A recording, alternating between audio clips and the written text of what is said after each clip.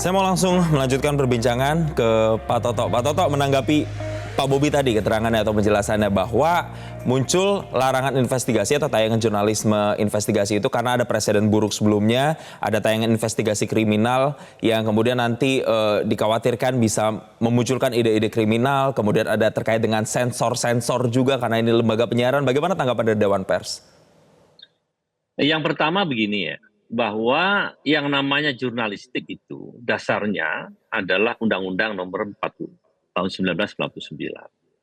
Ya, bahwa ada lahir KPI pada tahun 2002, ya, itu sebetulnya ya silakan saja. Itu kan mengatur mengenai konten yang di luar jurnalistik.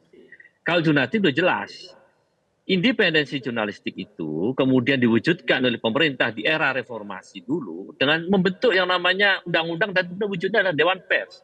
Di mana Dewan Pers itu dari dan oleh masyarakat pers itu sendiri. Kami bekerja menggunakan itu dan kode etik jurnalistik.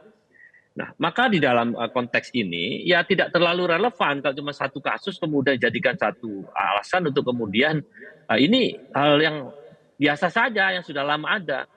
Jadi begini, mungkin Pak Bobi, mohon maaf ini. Jadi DPR mestinya memahami bahwa yang namanya jurnalistik itu diaturnya jelas undang-undangnya. Dan undang-undang itu yang merumuskan DPR juga, Pak.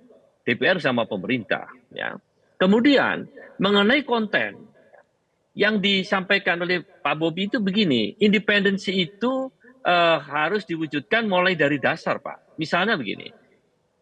KPI sebagai penyelenggara atau pengawas dari siaran yang menggunakan frekuensi, ya, itu dibentuk oleh pemerintah. Ya.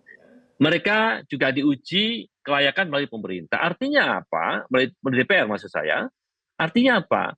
Ini kan aspek independensinya ketika melakukan penilaian terhadap jurnalistik, boleh jadi akan menimbulkan persoalan juga. Apalagi kalau kasusnya menyangkut sengketa antara pemerintah dengan masyarakat misalnya. Itu contoh saja, Pak. Jadi kalau soal kasus dulu kriminal yang kemudian ya sepakat bahwa ini melanggar kode etik. Kode etik itu kan kami yang merumuskan, Pak. Dewan Pers yang merumuskan. Jadi apa? Semua produk jurnalistik, apakah itu investigasi, apakah itu berita, atau apapun, bahkan wawancara sekalipun, prinsip-prinsip jurnalistik itu dipegang dari sana, Pak.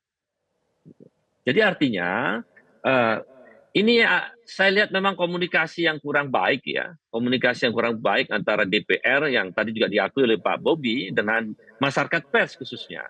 Terus terang saja, begitu menyinggung persoalan jurnalistik dan tidak pernah disampaikan secara terbuka, menimbulkan persoalan, Pak. Ya. Apalagi ini di akhir masa DPR yang sekarang ini. Ya, saya pernah mendengar ya langsung dari yang bersangkutan dengan Pak Abdul Haris Almasyari ya dalam satu kesempatan kami ketemu, memang ada target itu bahwa undang-undang ini harus selesai di masa yang sekarang. Selesai tinggal berapa bulan ini, ya kan? Sementara ini dampaknya akan luar biasa manakala nanti kemudian diterapkan. Bayangkan kalau kemudian investigasi di televisi misalkan dilarang. Kemudian saya orang TV Pak Bobi, jadi saya tahu persis. Juga teman-teman di Metro TV pasti memiliki program-program investigasi. Itu akan menimbulkan persoalan baru, Pak. Akan menimbulkan prasangka macam-macam. Ya, kan? Karena di dalam kerja jurnalistik itu apapun namanya, tetap dasarnya adalah kode etik jurnalistik.